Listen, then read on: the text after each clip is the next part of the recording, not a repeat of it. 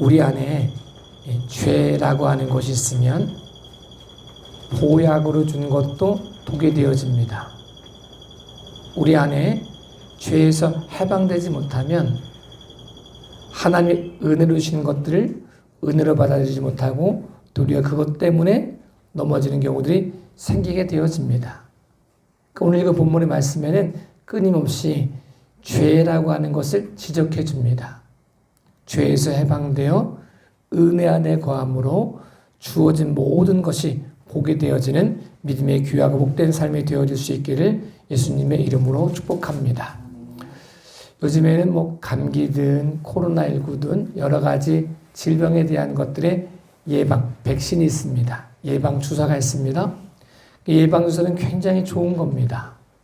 그런데 내가 어떤 그 예방 주사를 맞을 수 없는 상황이라면 아무리 좋은 것일지라도 그게 독이 되어질 수 있습니다. 기저질환자가 백신을 맞고 사망했다 이런 말들 듣습니다. 백신 자체의 문제라기보다는 그 안에 백신과 맞지 않는 몸이 있기 때문에 그 모습이 되어지는 거죠. 감기를 예방하기 위해서 백신은 중요하지만, 예방도 중요하지만 감기에 이미 걸린 사람에게는 도리어 예방주사가 독이 되어집니다. 우리가 보약을 몸에 좋아지라고 보약을 먹는데 보약이 나쁜 게 아닙니다. 근데 몸이 보약을 받아들이지 못할 상황이면 보약이 도리어 독이 되어집니다. 이건 비단 사람의 모습에서 이야기지만 영적인 관계에서는 더 중요하게 우리의 삶 가운데 죄에서 해방되지 못하면 은혜가 도리어 자기 삶 가운데 독이 되어진다는 사실을 우리에게 보여줍니다. 이렇게 표현될 수 있습니다. 죄에서 해방되지 못하면 기적이 도리어 사망에 이르는 모습이 되어질 수 있습니다. 예수님께 이 땅에 오셔서 수많은 기사와 이적을 행하셨습니다. 죽은 자를 살리기도 하시고 앉은 병을 일으키기도 하시고 여러 가지 기사와 이적을 행하셨습니다. 그래서 이 모습을 통해서 어떤 사람들은 예수님을 믿기 시작했습니다. 근데 어떤 사람들은 그것 때문에 예수님을 죽이려고 했습니다. 죽었다가 다시 살아난 나사로의 모습을 보면 그거 보면 얼마나 큰 기적이겠습니까? 만약에 우리가 그 자리에서 그런 사건들을 볼 수 있다면 더 큰 믿음을 소유하는 사람이 될 수 있을지 않을까? 그런 상상을 갖게 되잖아요. 근데 나사로가 죽은 지 나흘 만에 예수 그리스도가 그를 살리심으로 그가 살아났습니다. 슬퍼했던 사람들이 기쁨을 얻기 시작했습니다. 감사를 고백하기 시작했습니다. 그 모습을 통해 예수를 믿는 사람들이 늘어났습니다. 그런데 문제는 모든 사람들이 예수님을 믿고 거듭난 삶을 산 것이 아니었습니다. 도리어 기적이 예수님을 죽여야 되겠다. 예수님뿐 아니라 나사로도 죽여야 되겠다라고 결심하는 사람들이 생겨났습니다. 바리새인들은 그렇습니다. 선한 일이었고 기적이었고 모든 사람에게 하나님의 영광을 선포하는 믿음의 귀한 기회가 되었지만 죄에 사로잡혀 있는 시기심에 사로잡혀 있는 바리새인들에게는 기적이 하나님의 영광의 통로가 아닌 그를 죽여야 되겠다고 결심하는 자기 삶을 패망으로 이끌어가는 모습이 되었다는 사실을 우리에게 말씀해 주고 있습니다. 우리가 믿음으로 기도하고 믿음으로 예배하고 믿음으로 순종하는 삶을 살 때, 기도하는 삶을 살 때 우리 안에 먼저 회개의 기도를 해야 될 이유가 여기에 있습니다. 기도를 많이 하는 건 너무 좋은 거지만 회개가 되지 않은 상태에서 죄가 있는 상태에서 기도를 많이 하게 되면 그 모습이 도리어 교만하게 될 수 있다는 거죠. 다른 사람을 비난할 수 있게 된다는 거죠. 다른 사람과 자기를 구별할 수 있게 된다는 거죠. 기도는 너무 좋은 것이지만, 은혜는 너무 좋은 것이지만, 기적의 능력은 너무 좋은 것이지만, 그것을 우리 안에 보약으로 받아들이기 위해서, 하나님의 영광으로 받아들이기 위해서 죄에게 사로잡혀 있는 삶이 아닌 회개함을 통하여, 욕심을 버림을 통하여, 나를 내어놓음을 통하여, 죄에서 그리스도 영광으로 회복되어짐을 통하여 하나님의 영광의 통로가 되어질 수 있기를 예수님의 이름으로 축복합니다. 우리가 죄에서 해방되지 못하면 누군가의 도움받는 게 너무 감사한 거잖아요. 근데 그 도움이 도리어 그를 죽이게 하는 시기심으로 발동될 수 있다는 사실을 경고해주고 있습니다. 누군가 우리가 어려울 때 도와주는 것 너무 감사한 일이죠. 그 은혜를 갚아도 뭐 좀 부족할 면이 있을 텐데 은혜를 갚아야 되는 모습이 돼야 되는데 은혜를 갚지 못하고 도리어 죽이려고 한다면 참 어리석은 일이죠. 사울이 블레셋과의 전쟁에서 큰 도움을 받는 사람이 다윗이었습니다. 블레셋과 전쟁을 나갔는데 거기 블레셋의 장수 중에 골리앗이라는 사람이 나와가지고 40일 동안 아침 저녁으로 나와서 소리 지르는 거예요. 기세가 눌린 거예요. 이스라엘 사람들이 싸워보기 전에 이미 진 거예요. 사기가 떨어져가지고 두려워 떨고 있었던 거죠. 전쟁이 났는데 아무도 나가서 싸우려고 하지 않는 거죠. 그러니까 아침 저녁으로 나와서 이야기하니까 그 말을 듣는 이스라엘 사람들 마음이 얼마나 두려웠겠어요. 그래서 싸워보나 마나 진 싸움이 블레셋과 이스라엘 백성과의 싸움이었습니다. 그러니까 모든 것이 패색이 짙어져 있을 그때에 한 소년이 등장합니다. 다윗이 등장합니다. 만군의 여호와 이름을 망령되 일컫는 골리앗을 보고 분기가 끌어오릅니다. 사울에게 가서 이야기합니다. 내가 나가서 싸우겠습니다. 그랬더니 사울이 만류하죠. 야, 저 사람은 나면서부터 장수였고 너는 소년이 어떻게 가능하겠냐. 저 사람은 칼과 방패를 가졌는데 네가 어떻게 가능하겠냐. 갑옷도 없는데 어떻게 가능하겠냐 라고 말할 때 다윗이 담대히 선포하죠. 만군의 여호와가 나와 함께합니다. 내가 전에 양칠 때도 곰에게서 사자에게서 양이 빼앗겨가면 그를 죽이고 뺏어온 사람입니다. 하나님이 나와 함께 하십니다. 이 고백을 가지고 믿음으로 나아가서 우리가 알고 있는 것처럼 골리앗을 이겼습니다. 그럼 사울 입장에서는 다윗이 은인 중에 은인입니다. 질 수밖에 없는 싸움을 이길 수 있도록 도와준 사람, 그에게 높은 관직을 주고 보상을 해도 부족할 사람, 이 사람이 사울에게 있어서 다윗이었습니다. 그런데 사울이 죄에서 해방되어 있지 않았더니, 그를 죄가 조종했더니 도리어 다윗에게 감사를 표하고 그를 높여주고 그에게 상을 주어야 될 사울이 도리어 그를 시기하고 죽이려고 했던 모습들을 우린 보게 됩니다. 남아있는 왕권을 가지고 뭐 했냐?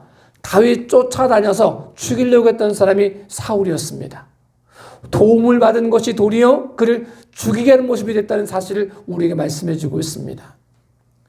사울왕이 자기의 모습으로 원하는 선을 행하지 못하고 원하지 않은 악을 행하고 있는 모습들을 보이고 있습니다. 그를 도와줘야 될 사람이, 고맙다고 고백해야 될 사람이, 그를 높여줘야 될 사람이 원하는 대로 행하지 못하고 도리어 원하지 않은 악을 행하는 모습들을 우리는 보게 됩니다. 비단 우리 속에, 우리 안에 사울과 내가 다른 모습이 아니라 우리가 죄에서 해방되지 못하면 나를 도와준 사람이, 나를 높여준 사람이, 그의 은혜를 갚아야 될 대상이 도리어 그를 시기하고 죽음으로 몰아가는 모습이 될 수 있다는 사실을 우리에게 말씀해 주고 있습니다. 저희들 여러분에게도 우리 그리스도 예수의 능력 안에서 말씀의 권능을 신뢰함으로, 죄를 버림으로, 회개함으로, 내 속에 있는 지체를 그리스도 예수의 말씀으로 죽여감으로 하나님 마음껏 역사하심으로 시기의 대상이 아닌, 경쟁의 대상이 아닌, 죽임의 대상이 아닌 서로 상부상조하고 협력하는 믿음의 대상으로 고백할 수 있는 저와 여러분의 삶이 되어질 수 있기를 예수님의 이름으로 축복합니다.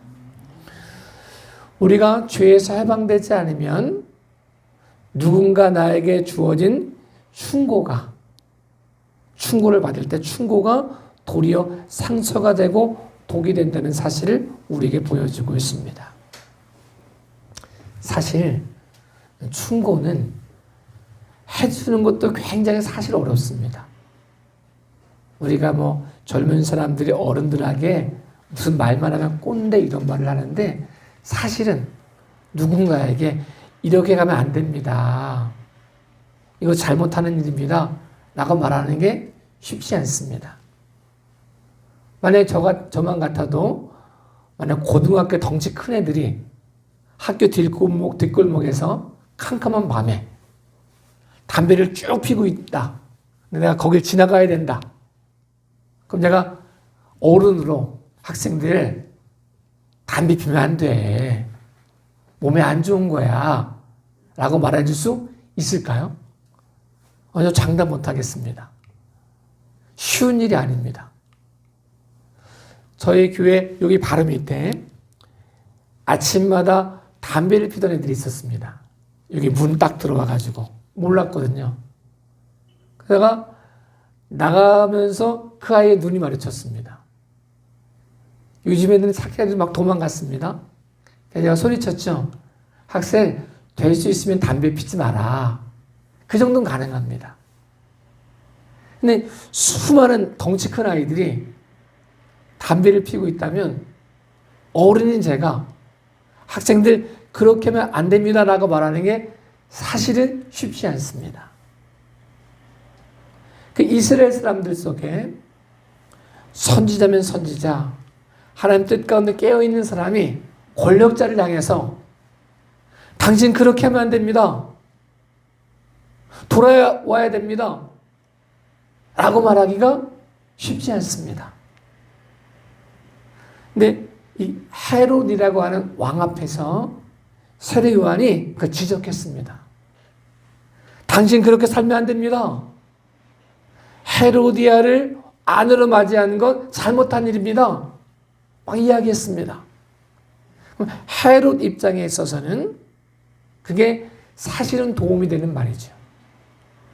죄가 있어도 죄인 줄 알면서도 아무도 말하지 않는 사람보다 죄를 지적하고 돌이킬 수 있도록 알려주는 것 굉장히 큰 용기였거든요. 헤롯 입장에서는 누군가가 다 아부하고 있을 때, 박수치고 있을 때 아닙니다. 그렇게 하면 안 됩니다. 하나님 뜻 가운데 서야 됩니다라고 말하는 건 굉장히 큰 기회였습니다. 죄에 사로잡혀 있는 헤롯은 기회로 받아들이지 못했습니다. 결단하지 못했거든요.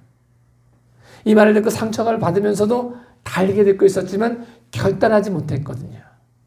그랬더니 헤로디아의 딸 살로메를 통해서 요한을 죽여야 되는, 자기 약속 때문에 죽여야 되는 모습이 되었다는 사실을 우리는 알게 됩니다. 여러분, 죄가 그렇게 위험한 겁니다.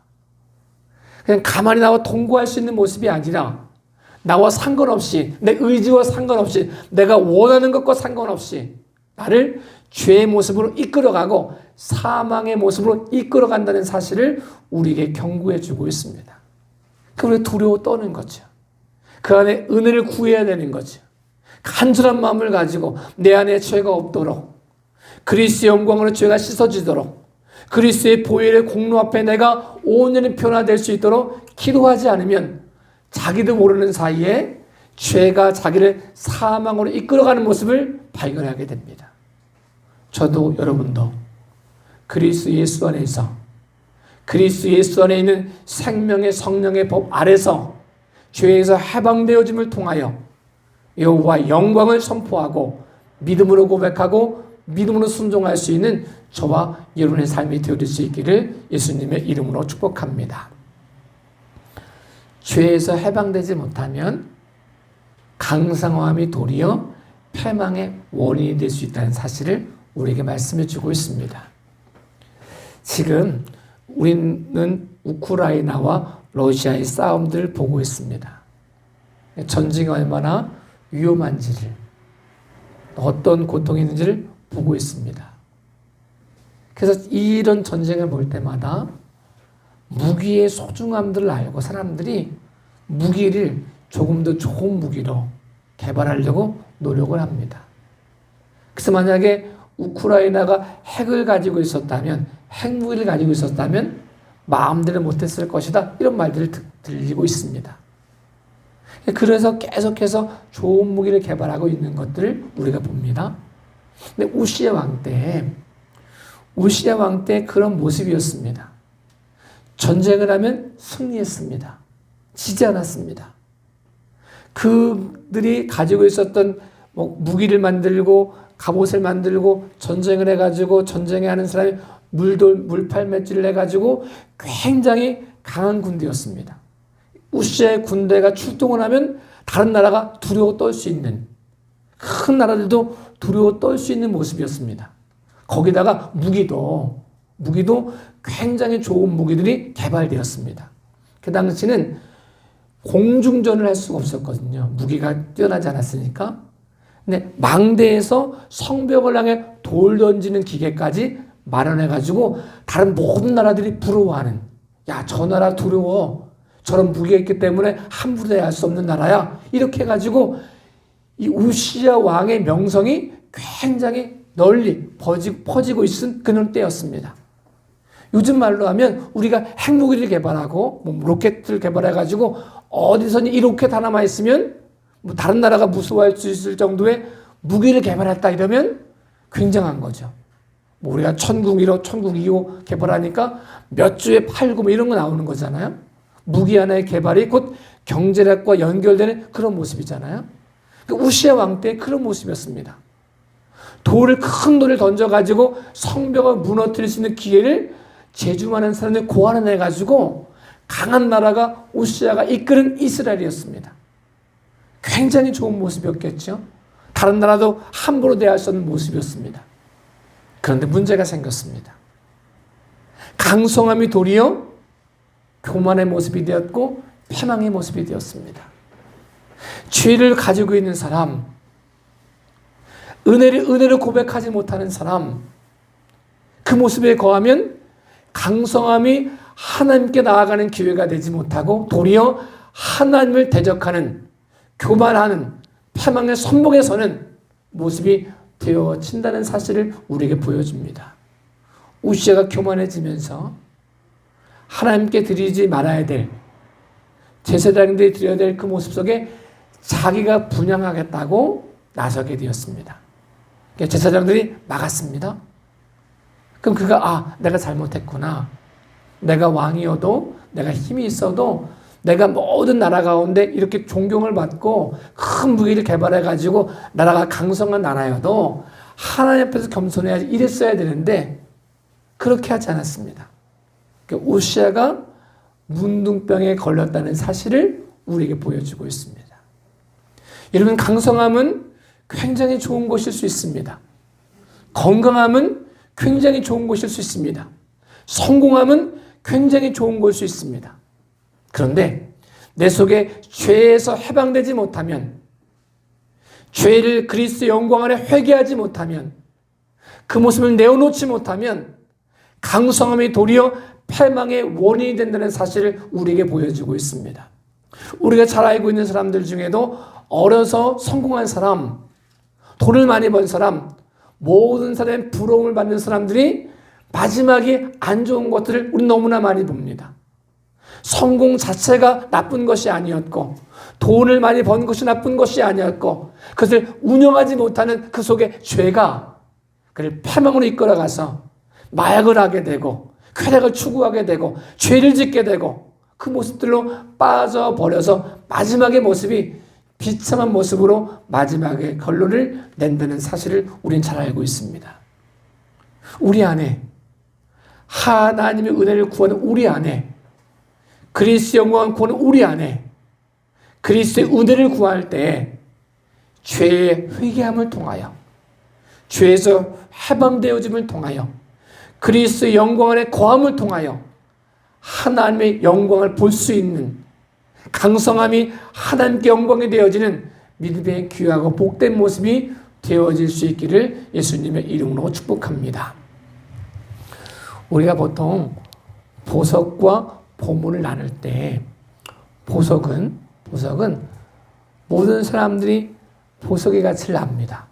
웬만한 사람들은 금의 가치를 알고 은의 가치를 알아가지고 뭐 금 준다, 은 준다, 다이아몬드 준다 이러면 뭐 싫어할 사람이 별로 없습니다. 모든 사람에게 보편적인 가치, 객관적인 가치로 통용되기 때문에 금, 돈, 뭐 보석, 다이아몬드, 은 뭐 이런 거 다 통용되어집니다. 누가 봐도 보석이죠. 누가 봐도 가치가 있습니다. 근데 보물은 조금 다릅니다. 나한테는 보물일 수 있는데 상대방에게는 쓰레기처럼 보일 때도 있습니다. 보물의 모습은 가치는 객관적인 가치나 보편적인 가치보다 주관적인 가치가 더 많습니다. 우리나라의 국보, 보물이라고 말하는 것이 다른 나라에도 보물 될 수 있느냐? 그러지 않을 수 있습니다. 이 보물 속에는 물건 안에 녹아져 있는 객관적인 가치보다 그 안에 녹아져 있는 관계적인 가치가 더 많습니다. 의미가 더 많습니다. 부러진 지팡이 하나가 쓰레기인데, 어떤 사람은 쓰레기인데 자기의 평생의 보물처럼 고백하고 그렇게 간직하는 사람도 있습니다.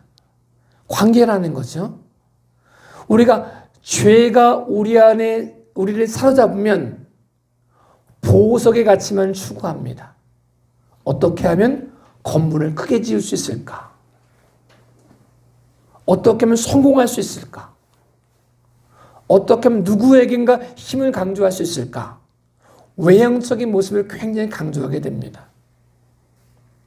보물은 하나님과의 관계를 귀중하게 여깁니다. 그래서 표현하는 거죠. 성전이라고 일컬어지는 것 속에도 하나님이 계시지 않으면 그 성전은 무너집니다. 예수님의 제자들도 해로 성전을 자랑했습니다. 40년 동안 지은 으리으리한 성전을 자랑하고 이것 보십시오라고 말했습니다. 예수님 말씀하십니다. 이 성전이 무너진다. 돌 위에 돌 하나 남지 않고 다 무너져 버린다 라고 말씀합니다. 그리고 자기가 성전된 사람들을 말씀하십니다. 무너진 성전이 3일 만에 재건될 거다. 모든 사람들이 이해할 수 없었습니다. 근데 죽음에서 부활하신 사건을 그렇게 고백했다고 성경 기록해 주고 있습니다. 죄가 있으면 하나님을 떠나도 보석의 가치에 마음을 빼앗겨 참 보물이신 예수님을 바라보지 못합니다. 그 보물의 가치를 발견하면 그 어떤 곳이어도 하나님이 함께 하시면 그곳이 천국임을 고백할 수 있습니다. 궁전이어도 괜찮고 초가집이어도 괜찮고 광야여도 괜찮고 사막이어도 괜찮고 강물 속에도 괜찮고 바닷물 속에도 괜찮고 불시험 중에도 괜찮고 물시험 중에도 괜찮고 어떤 것도 하나님이 함께 하신 곳이 천국임을 고백하게 됩니다. 저와 여러분의 삶 가운데 보물이 있는 곳에 내 마음도 있다. 이 말씀처럼 우리 마음이 그리스도 예수의 관계를 소중히 여기고 예수 그리스도의 말씀을 소중히 여기고 그리스도의 영광 안에 거함을 통하여 죄에게 자기의 삶을 빼앗기지 않고 현혹되어진 것에 눈과 마음을 빼앗기지 않고 하나님의 영광 안에 거함을 통하여 믿음의 귀하고 복된 모습으로 승리하는 저와 여러분의 삶이 되어질 수 있기를 예수님의 이름으로 축복합니다. 우리가 어떤 사건을 볼 때 그 속에서 자기의 공로가 보이기 시작하면 죄가 자기를 사로잡고 있는 겁니다. 예수 그리스도의 은혜가 보이기 시작하면 그 모습 가운데 죄에서 해방되어 그리스도의 영광 안에 거하는 모습이 되어집니다. 만약에 우리가 교회를 다 짓고 어떤 모습이 됐을 때 이런 그 교회 속에 내가 한 행위, 내 노력, 내 공로가 보여가지고 이 교회가 어떻게 세워진 교회인데 내가 어떤 노력을 했는데 내가 어떻게 고통받았는데 이걸 이기고 이렇게 지었다라고 생각하면 독입니다. 그건 성전이 아닙니다. 내 공로는 될 수 있지만 다른 사람들도 보석의 가치처럼 그래 네가 고생했어, 네가 잘한 거야, 네가 이렇게 한 거야 라고 말할 수 있지만 그건 보물이 될 수가 없습니다. 거기는 하나님이 거하실 수가 없습니다. 하나님이 거하시는 곳은 내 공로가 보이는 게 아니라 예수 그리스도의 은혜가 보여지기 시작하는 것입니다. 나는 포기했고 나는 무너졌고 나는 아무것도 할 수 없었지만 하나님이 일으켜주셨고 하나님이 이끌어주셨고 은혜 베풀어 주셔서 이 모습이 있다라고 고백하는 순간 그 모습은 보물되어지고 그 안에 예수 그리스도가 계시고 그 안에 보물이 있는 곳에 네 마음도 있다. 이 마음이 함께 어우러져서 하나님의 영광의 통로가 되어진다는 사실을 우리에게 말씀해 주고 있습니다. 저에게도 여러분에게도 죄가 우리를 이끌어가는 삶이 아니라 죄에서 해방되어 보아야 될 은혜가 보이고 여호와 영광이 보이고 십자가 은혜가 보일 수 있는, 그래서 그 모든 모습이 합력하여 선을 이루어가는 믿음의 귀하고 복된 삶이 되어질 수 있기를 예수님의 이름으로 축복합니다. 우리 기도하겠습니다.